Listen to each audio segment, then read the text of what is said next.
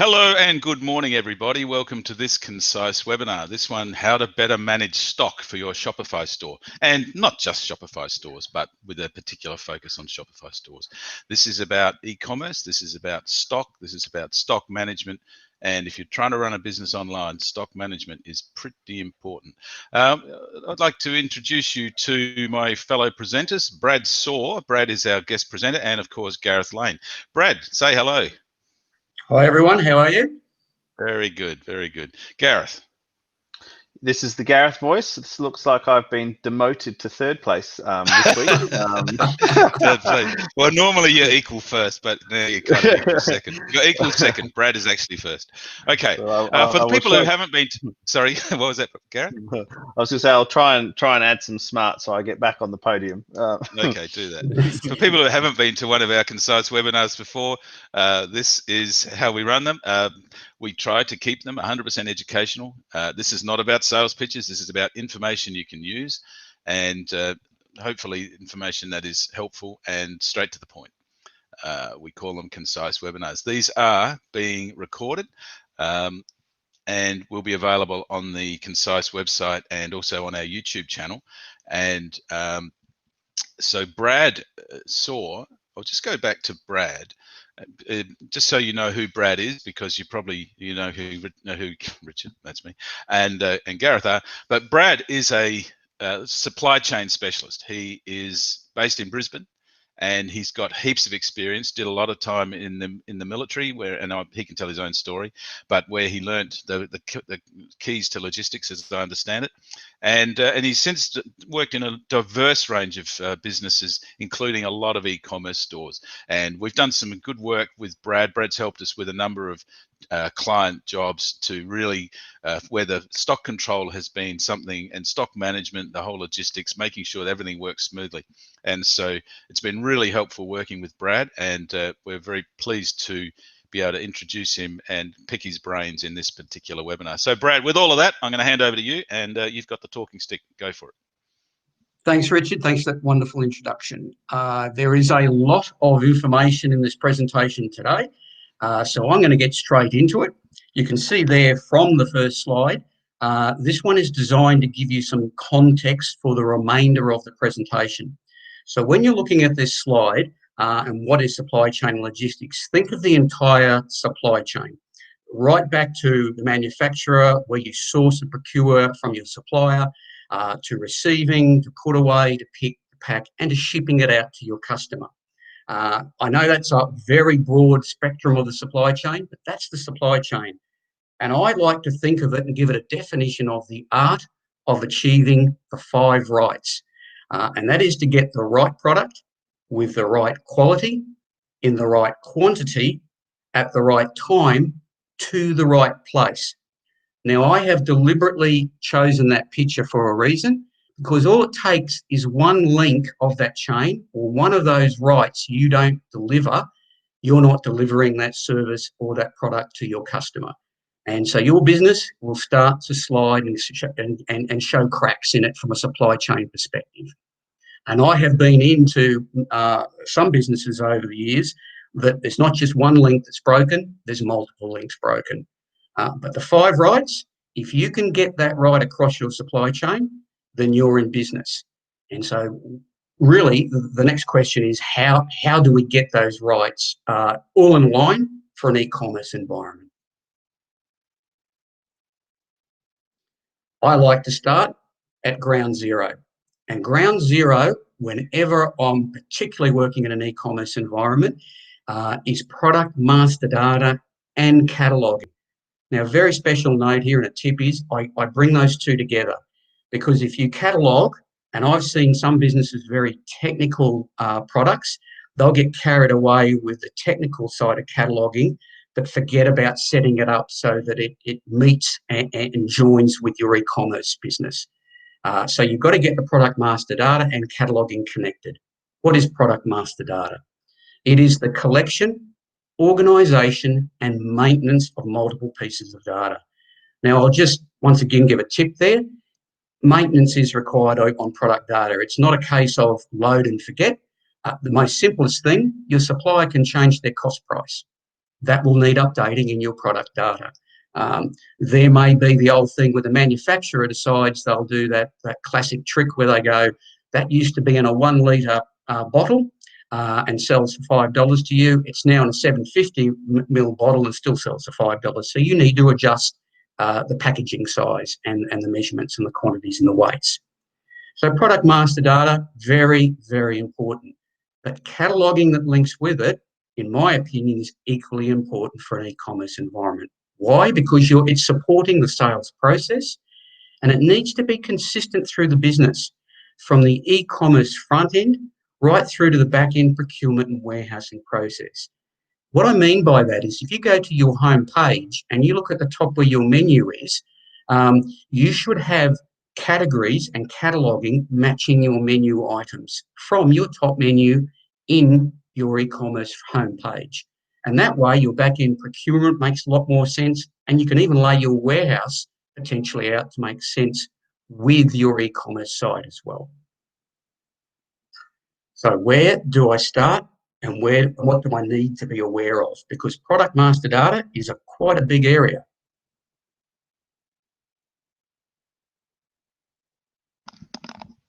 Right, the SKU code. If you're not aware, that's the stock keeping unit. By far, it is the most important piece of supply chain data. And if you forget everything of today's presentation, this is the one slide to remember. It is a unique identification code for that product in your system. You can automatically generate it in some systems, but it's a bit like the passwords you get. It'll have dollars and hyphens and all sorts of bits and pieces in it. If you can customize it, and this is where you can start to customize it, you can bring that in mind with your cataloging and get the two connected. Now, I give an example below from an integration I've just done with Concise and a business called Bear and Boho. I am now, I should say out loud, I'm now a nappy expert because this business deals in nappies and feminine hygiene products. But what I did here was the owner of this business, and it's going through massive growth, really is not an expert in supply chain at all. So she didn't know anything about the supply chain. So when I set up her SKU codes and her cataloguing, I did that with in mind to her e-commerce menu, like I said, but I also made it very easy to follow. Now, she had a slightly complex supply chain, so there was an integration to Shopify that was done, and that allowed us to have a family group. So everything that fell under the category, and you can see here, the family is 100, everything that fell under the category cloth nappies, and there's about 4 items. So the first one, for example, is cloth nappies here I show below, was 100. 101 was trifold, 102 was boosters, they're nappy components, and so forth. And then you go across her menu, there might have been accessories, they're 200s. Swimwear was 300 series. You can start to see when you pull a CSV file out, an Excel file out, and you want to filter it looking for something, it's really easy to do that when you set these codes up and customize them like this. So the example of the product name and SKU also makes it easy because the owner of this business wanted to be able to go forward and learn how to create her own products. So you can see there that it's 100, it's a cloth nappy, it's a 3-pack, 3 PK. CN is the cloth nappy, newborn is the size, so it's NB, bamboo is the material, and Australiana is the print group. All that makes logical sense and is really easy for someone that's not some technical, nerdy sort of person that is looking at the technical nature of a product you're purchasing. One thing to note, don't get confused with the barcode or like a NATO stock number or a global traded item number or anything like that. That comes from the manufacturer or the supplier. And I'll talk to that later on in this presentation and how that ties together. This is all identifying this and setting it up in your Shopify environment or whatever e-commerce platform you are working on.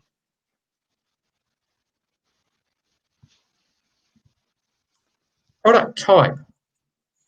Now, as I've said here, funny enough, this one can save you literally hundreds of hours, and particularly when you look at your different product types, and the different accounting settings and cost centers they need. If you don't get this right, the person reconciling to Xero or MyOb or QuickBooks or your spreadsheet or whatever it is will be tearing their hair out post go live. And the example here is you generally have three categories of product types. The obvious one is your stock. It's your saleable items, very, very obvious one. But the other one that comes up all the time is service items or service products. These are classically shipping fees. So you can have shipping fees from your suppliers overseas that you're bringing in. It can be sea cargo, can be air freight. You can have that internally with suppliers in Australia.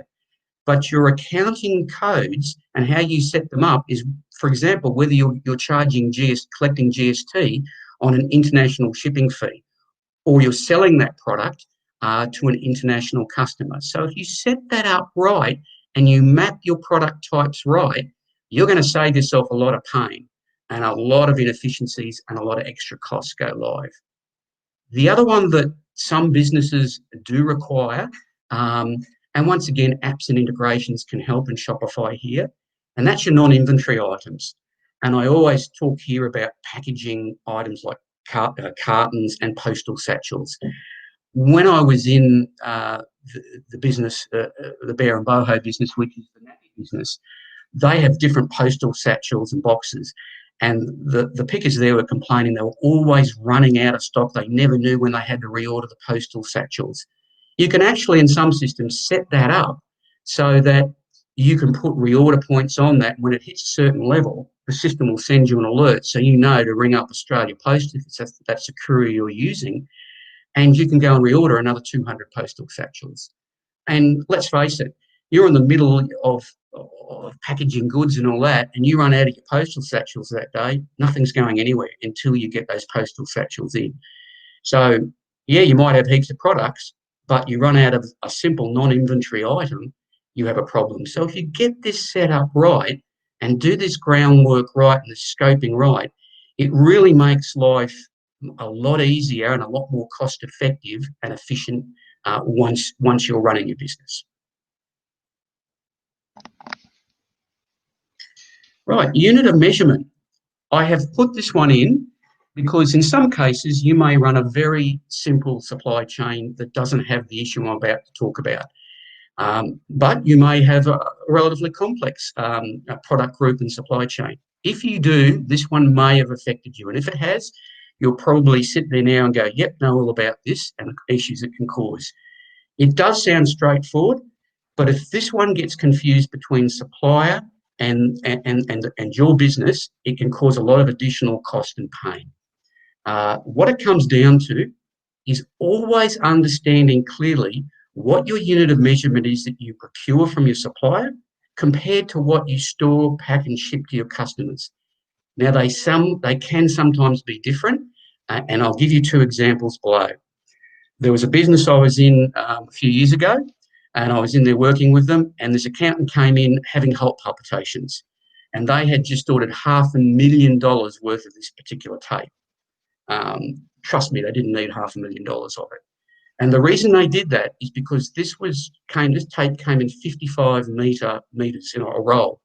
They cut off 5 meters. So their package was 5 meters. And everyone in the business spoke meters when I went to talk to them about the tape. What had happened was someone had ordered it in meters. The supplier didn't pick that up. So they'd ordered for 3 rolls, which for them was 165 meters, and they got 165 rolls. Now, it eventually all worked out, as did the bottom one with 1,000 rivets. You know, they're selling 10 rivets, 12 rivets. They sell them as singular rivets, but everyone spoke in rivets. So they knew that that box had 1,000 rivets. Same thing happened. They put in for 1,000 rivets. They got 1,000 boxes. Yeah, it's easy to occur. And if that's a problem with your business or that's a problem inside your business, think about it and then look at how that can be built in to your e-commerce system. And if you need an app, if you need an integration to help you out. It can be done in different ways. It depends on what you get. It can be, I've seen it disassembled down. I've seen tables that do unit conversions for procurement versus pick and pack. There are a number of different ways it can be done, but it can be solved. And where it takes up the time and effort, these things eventually get sent back, they get done, but there's credit notes, there's 13 emails that go, there's a week that goes by. So every time I say to clients, you bring an inefficiency in, you take extra time in your supply chain, it's costing you money. And the more your supply chain costs, the less you're making on the back end. And that's the way I look at these issues, is think about them up front, get them right, and you'll save that money, you'll save that time. Very good examples, Brad. Thanks. Right, dimensions and weights. Look, it may seem pretty straightforward, this one, but once again, there's a little bit of a tip and a secret in this one. If you get the correct setup on this, shipping is made really, really easy. If you don't, you get bills, what I call bill shock. And that's where, you know, DHL, Australia Post, whatever courier you're using sends you your bill and you go, my God, they charge me $2,000 more than what I've charged on to my customer. Why is that? And the reason this will be is it's to do with the actual packaging carton or material or box or satchel that you put it in. So you might have all the lovely lengths, widths and heights and weights of your actual product, but when you pick it all together and you put it in a particular carton that you send it out to the customer, that carton, by the time you do that, weighs a bit more and is a bit wider or a bit longer or a bit higher or whatever the case is. So there are a lot of systems and a lot of apps and integrations in Shopify and there's heaps of shipping apps that allow you to actually put in the packages that you're using. And that's what I would definitely recommend to a business. You need all your lengths, widths and heights, because when you go to your supplier and you're looking at the cubic measurement that you're going to pay to sea freight that over, that's what you're putting in a container. That's great. That's what you need. But you need the packaging stuff when you actually send it out from your warehouse. So really important, and it can cause a bit of a bill shock if you don't get it right. Right, the next two slides may not pertain to your business. If they do, it can be make or break. So the first one here is the best before or the classic use by date. So if you have a date-sensitive product or products that you are distributing, one thing I say is look at what your requirements are. What do you need out of your e-commerce back-end system so that you can keep track of use by dates, so that you don't let that slide and suddenly have 1 month left on a product and you're not going to be able to get that out to a customer without them complaining about a lack of use by date or being expiry. And I have come into businesses where they've been writing off hundreds of thousands of dollars worth of stock. One of the businesses I did some years ago, they actually got product in where they had to record the date of manufacture of that particular item. So they needed a data field that said, you know, it was manufactured on, let's just say it was manufactured in the 1st of June 2020. They got it in July. It then looked up today's date, and then it subtracted those two and said, you've got 11 months left on. If it had 12 months use by date, they loaded that in. You've got 11 months left on it. So one of the things I say to the business is have a look at what you need with the sort of products you're getting and what data requirements you need with UBD or BB management.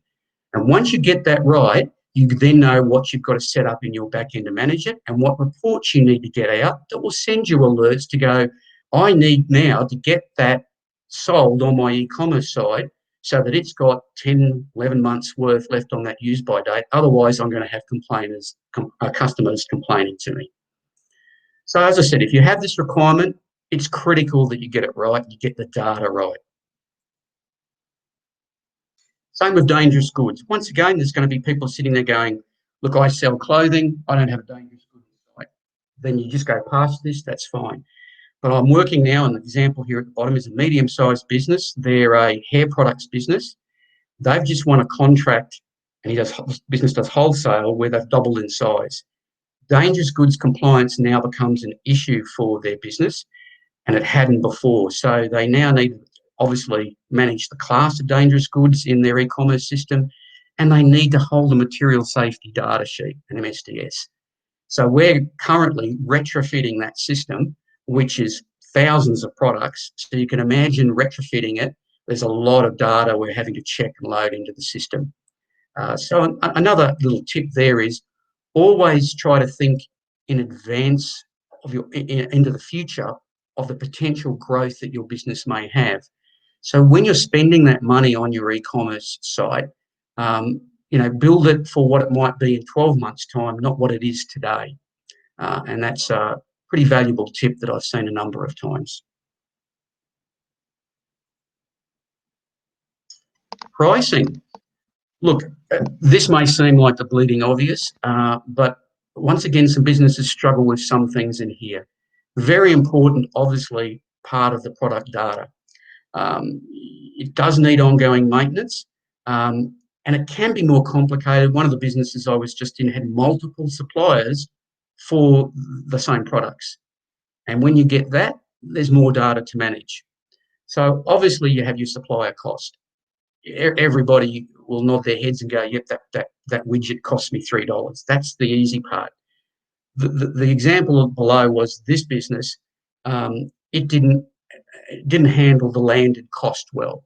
So that was the extra shipping costs and potentially customs costs, whatever it was. So if you really want to know what your margin is, you need to account for those additional costs, whatever they might be, so that you're able to have that rolling average in there and you really know what your margin is, and you can set your recommended retail price appropriately.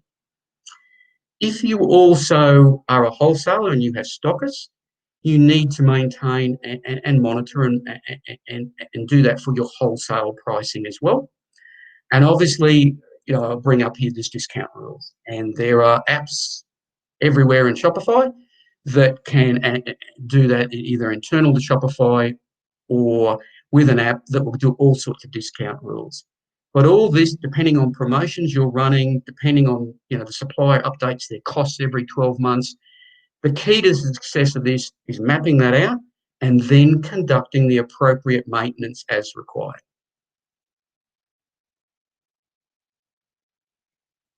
Now, this one, I did allude to this before with the cost centers and accounting, but it is really critical in the supply chain. I can set up, and anybody can set up the best supply chain in the world in your e-commerce environment. But if you don't know if you're actually really making money and you're not costing it to the appropriate cost center, then you could be doing all this work for very, very little value to yourself.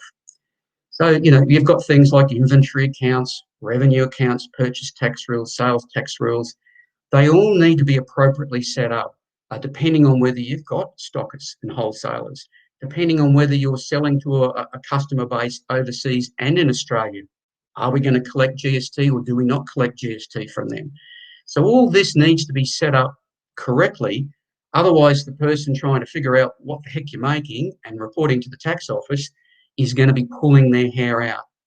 And remember, if they're taking more time and they need you to fix that, that's taking more of your time. And that means time is money. You're not making the sort of money that you should be making. Locations.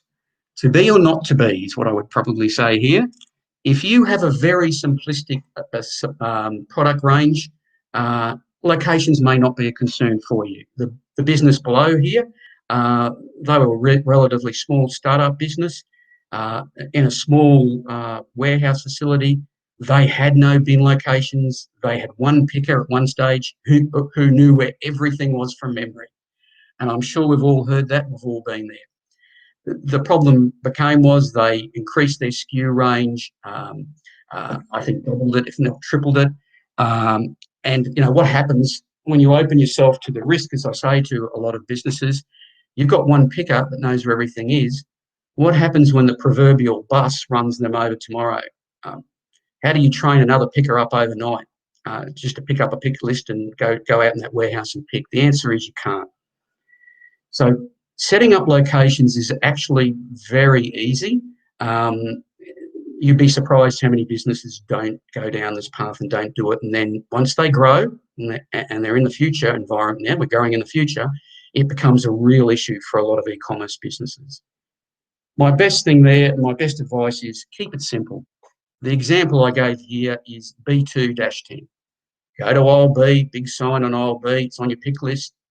2, go to B2, level 2, and go to number 10, bin location number 10 along level 2.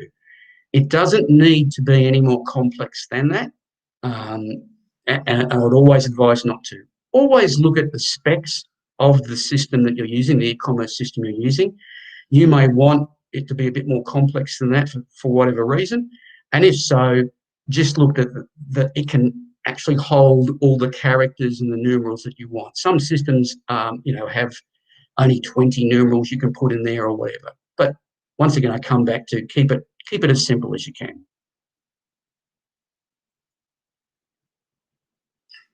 Okay, supplier data. One of the things that I move into now on this presentation is supplier data. You've now set up your product data. You've got everything in there that you want. Your cataloging is linked to your front end of your e-commerce site. You're cooking at full juice now. You've got everything right. You must have this supplier data set up right as well. Otherwise, it all comes apart again. Now, the first thing that I always advise them to do is you get the supplier SKU code and product name set up correctly. If nothing else, it's just being nice and kind to your supplier, because your supplier, if you use your SKU code, which is only in your system and your name, your supplier is liable to look at this purchase order, which is what happened in the example here, and they get the purchase order and they go, I have no idea what this customer of mine wants. And that causes then emails over the next 2 days back and forth going, I can't understand your purchase order you've sent me. So you've just wasted 2 days of emails back and forth because the supplier has no idea what you're trying to order. So get the supplier's SKU code and product name. In some cases, like I alluded to, this could be the actual barcode. This could be the NSN, the global trade item number, all that sort of stuff. Whatever it is, use it. Use their number to identify it so they know what they're looking for, and the process is nice and quick. The other thing that's critical from suppliers is knowing what the lead time is to you, and how long does it really take to deliver a product to you. Is it 5 days? Is it 10 days? Is it 5 months? I've seen such varying different lead times. You wouldn't believe me if I told you. So make sure you understand that. The next thing is you need to actually consider a safety, sometimes called a buffer stock. Why do I promote this? A lot of systems will have this in it because how variable is that lead time from that supplier, i.e., how reliable is that supplier, or how reliable is the delivery time, particularly now that we're in a COVID environment today. So, for example, that 5 days, when you look back at all the purchase orders you get from that supplier, it may actually be that on average it takes them 8 days to get it here, or it might be it actually takes them closer to 9 days, or 5 months is actually 6 months. So you've really got to look into that when you look at what your lead time and your safety stock is, because this is data that we will use later on and take out of your product data, supplier data, and use to calculate when and how much you need to procure for your business. The minimum order quantity. I've seen businesses not pay any attention to this, and the same thing happens when you put your purchase order in and you go and put 80 of that product and 80 of that product. Once again, 2 days later, and all the emails that fly around, the supplier comes back and says, I've told you 100 times, no pun intended, that the minimum order quantity is 100. I won't accept that purchase order until you order 100. So you've got to know these things, and you can put that data in with your supplier and against your product data, so that when you go to produce a purchase order, you know that you've got to order a minimum of 100. Saves you time, it saves you money. And of course, special notes. This is the one that will save you a bit of money as well. If you get free shipping as an example here, with orders over 500, and you can see that note sitting there on your product data, and you're up to 490, well, it's pretty much a no-brainer. You can go to $501, buy a little bit more stock, and you're going to get free shipping, and your landed cost will significantly reduce. So your margin is better. So this sort of data, really important. I worked with a small business just recently, where they weren't using the SKU codes and product descriptions with their supplier. It was causing all sorts of confusion, and even when they went to receive it in, they were confused because I think they expected to see their SKU code stamped on the carton when they were receiving it, and said there was a different SKU code, and they were trying to match that up, and there was no matching in the system, and you can just imagine how long it took them to receive the item in. So everything was really slow, it was really difficult, and once again, slow is not good, and slow costs you money. So supplier data, it's an important one as well.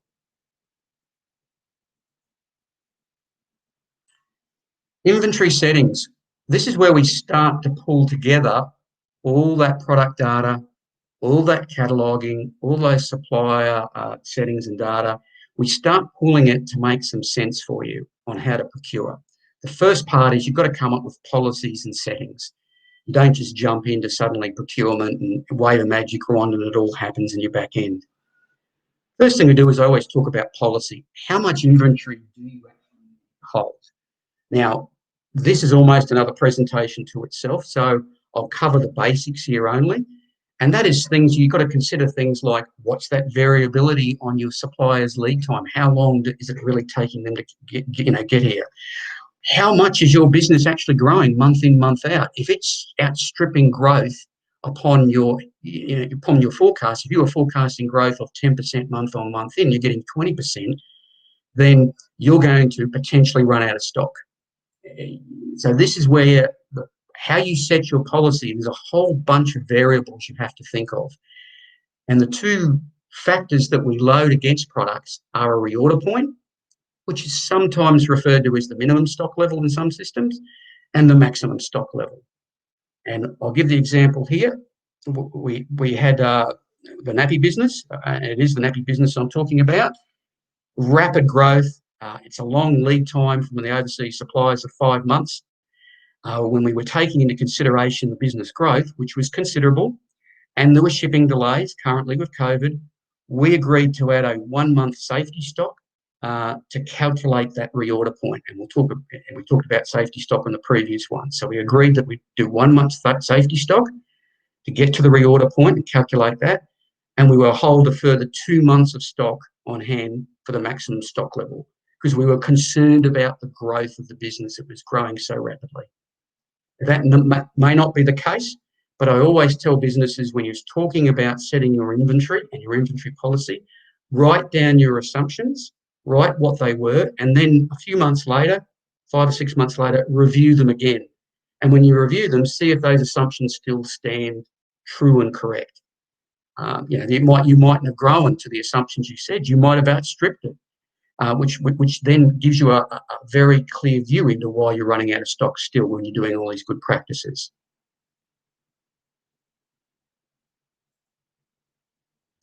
And the age-old question, when and how much to order? Look, most businesses ask me this question the most, and this is where I always come back to a presentation like this almost and say, we've got to get your data right, your product data right, your cataloging right, your supplier data right, your inventory policy right, and then the way we pull all this together, and Shopify is a good example.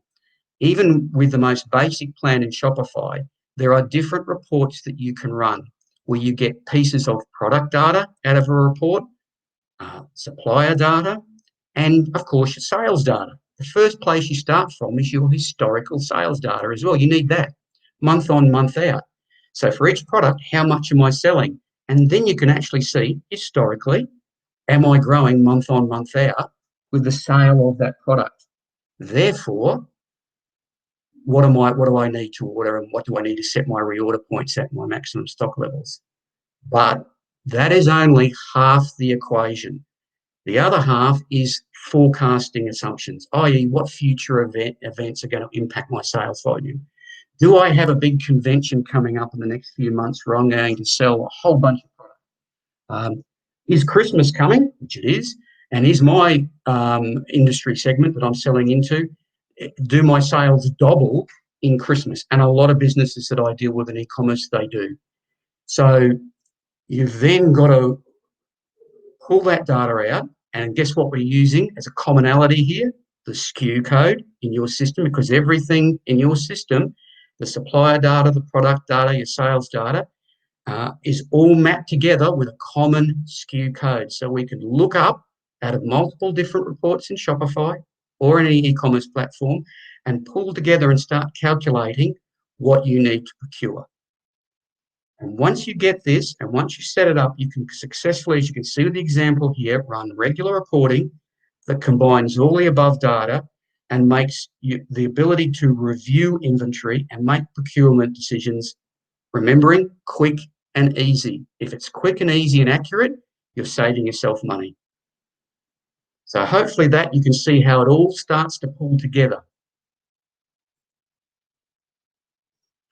The second last slide here is on warehousing and distribution. So once again, we can, and I even use all that data out of the system to help people lay out their warehouses properly so that they get better efficiency out of the actual pick and pack process. Or in the case here of heavy versus light pick zones, this particular business, it was an e-commerce business, it had problems with a lot of damage to customers. And what they had was they had really quite heavy product right next to light product, and it was all mixed in together. So when they picked, they could end up picking a really light product and the next minute throw something really heavy on top of it and then pack it like that, and it ended up getting to the customer broken. So what we did was we used the data. I went and looked at the data, the weights, and we had an integration and we were able to zone it. So we had heavy, let's just call it pick zone A, medium weight pick zone B, light and pick zone C, and guess what? We picked from A, B to C. So heavy went down the bottom, not so heavy in the middle, and really light on the top. And they significantly reduced their damages to customers. That's really clever, Brad. That's really clever. It's relatively obvious, isn't it? But it's actually really clever to say pick the heavy stuff first. Look, I think, Richard, a lot of the supply chain stuff is the bleeding obvious, but what is common sense and what is obvious to someone like me who's been around for 30 years is not necessarily known, because there's not that experience there in a lot of startups and a lot of small e-commerce businesses. Yeah. So thanks. The same thing goes with fast versus slow. Now, I've done this in huge businesses. I've done it in really small businesses. And the business I've just done it in is the nappy business, the fast versus slow. So once again, once you start seeing your product data in your sales volumes, one of the things that Shopify, even its most basic form, will spit out for you is, you put your file out and you go, now that product is a really hot seller. It's my number one. This one is my slowest seller. So you're not going to have your slowest seller sitting down next to your dispatch door, because guess what? You hardly going to pick that once in a blue moon, but it's an important part of your range. So you can lay your warehouse out, so you put your slow moving stuff down the rear of your warehouse and you're fast moving up the front of your warehouse. Once again, makes a lot of sense, and it's going to save you time and money. The other little hot tip, and I didn't put it on this slide, but it's a really good tip. Gareth just wanted to ask a question. Gareth, go ahead. Yeah, thanks, Brad. Very interesting. I haven't said much this time because I've been quite intensely listening. Talking about warehousing, would get quite regularly asked about 3PL and third-party logistic type companies, and if there's any recommendations that you would have for anyone in Australia or even in America, particularly, that would you have any recommendations for those sorts of companies? I don't have any specific recommendations. There are the usual companies in Australia that will do 3PL. You'll get your Linfoxes are very much set up for it, your Tolls, etc. But then there are smaller niche companies as well, and there are literally hundreds of them in Australia and in America as well. The only thing that I would say to a company before it considers 3PLing, I see some companies that they want a 3PL because supply chain and logistics is hard, and I'm using hard in inverted commas here, you can't see it. Yeah. And that's the wrong reason to 3PL. If there's other underlying reasons they're struggling with their supply chain, I always say to them, let's have a look at that and fix those as well, because suddenly things may become easier. And then if you're really big and it's running efficiently, then you can get someone who does it as an expert. Do I have recommendations? Look, I don't go for any one particular company, because it all depends on what your product is to who best suits it. Yeah, as with most things, it's probably it's probably horses for courses. Keepspace is a 3PL business here in Perth that we have a bit to do with, and they're quite good, and they also operate in Melbourne as well, I believe, or they're expanding into Melbourne. Yeah, so there are different third-party logistic mobs that can help, certainly. Yeah, okay, Brad, back to you. Yeah, so with the fast versus slow, one of the things that a lot of businesses forget about is your stock taking, or what I like to call your cycle counting. Now, cycle counting is a progressive stock take. I always recommend that businesses do cycle counts.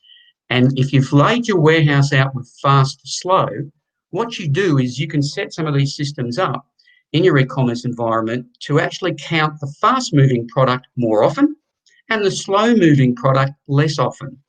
And that really makes a lot of common sense, because if you've got a human picker who's at that pick site for the fast-moving one, 8 times a day, there's a higher risk that they will eventually make an error picking in that location of that fast-moving product. So you want to count it more. So you can even customize using the data out of your system, if you're clever with it, how you do your cycle counting and stock taking. Good tip, Brad. And finally, here's the summary. Look, simple versus complicated. And it really is keep it simple. If you have a simple SKU range, and there is a client at the moment I've got that has 8 SKUs. They have 2 major different sizes and 4 colour variations of that product. That's it. They have 1 supplier. They have a very simple SKU range. I would still recommend that they follow all of what I've said, but they certainly don't need UBDs, dangerous goods, and some of the other things that I've mentioned here today. So where you can keep your data requirements to a minimum, do so. But if you've got thousands of SKUs, and I've been in businesses that have over 10,000 SKUs, and some of those businesses are highly technical with, I can go into supersession and obsolescence and all that sort of stuff. You do need dangerous goods. You do need UBDs. You need maintenance on items that you're actually storing. There's a whole range of different functionality that you need out of your system. So always review your supply chain structures and your needs. And you might not need advanced integration, but if you do, and Shopify, I can honestly say it's got some great apps and it's got some really good integrations to it as well. But take your time to map it out. The other thing that I said at the beginning, and I'll reiterate it now as my final closing point, don't just plan for now. I've been to so many businesses that, for example, have set their e-commerce system up, have set their warehouse up, and they're renting a particular size warehouse. And the first issue they've got is, we don't have enough space. Oh, we've outgrown it. How long have you been in here? Oh, 8 months. And it's very common, more so than not. And it really is looking at, remember I said before, you look at your historical data, put your product data together, put your supplier data together, put your sales data together, half the battle, but then you've got to do your forecasting. You know your business best. I don't. As a supply chain person that comes into businesses, I don't know that. But I will prompt people deliberately to go, what's your growth forecast for the next 6 months, 12 months, 2 years? Because that's normally when they outgrow their facilities that they're in. So there we go. That about rounds it all up for me today. I hope there's been some interesting facts come out of there for you today. There's been a lot, Brad, and thank you. That's been a really good run through it. Kind of it's as we talked about when we were planning this session, it was intended to be a kind of a foundational look through of questions that come up in your world a lot, or questions that should come up from people who've got problems but didn't quite know what they were looking at when they were thinking about what problem they had. And so I think what you've done today is really go through and help help explain things that people need to think about, or it's helpful if they do think about it. And because one of the big problems in this is people don't know what they don't know, and what you've helped now is help introduce concepts to that, I think, really open doors, and it's a bit of a 101 type approach. But thank you very much. If there are any questions from anybody, please, now is a great time to ask them. Gareth, do you have anything else you'd like to ask? No, I think that was pretty well summarised, and I'm conscious we're a little bit over time, so I'll save anything further unless anyone else has any questions. But thanks very much, Brad. That was really interesting. Yeah. No, thank you, guys. Really enjoyed it. Thank you. Yeah, thank you. And if you want to get in touch with any more information, you can contact Brad through us, or you can contact him directly. He is in LinkedIn and various other places. But if you want any more help on any of this stuff, please don't hesitate to ask. Thanks, everybody. Brad, do you want to have anything you want to say just to wrap up? Oh, look, I can only say we've got an old saying in supply chain, and it is about data. If you put crap in, you will get crap out. So if anything was to reinforce what I was talking about today, that saying really does reinforce it. Really start at that base level and really get that data right, and it will save you oodles of time. There's a lovely acronym that's been around the IT world for a long time, probably not just the IT world. GIGO, garbage in, garbage out. Yeah. Okay, Gareth, do you have anything you want to add? No, that's it. Okay, Thanks. guys, thank you very much. Everyone, have a great day, and this has been another Concise Webinar. Thank you very much for being part of it. Which is a bit longer than usual. Which is a bit longer than usual, but we're trying to keep them concise. Okay, have a great day, everybody. Thank you. See you, everyone. Thanks, Brad. Thank you so much, Brad.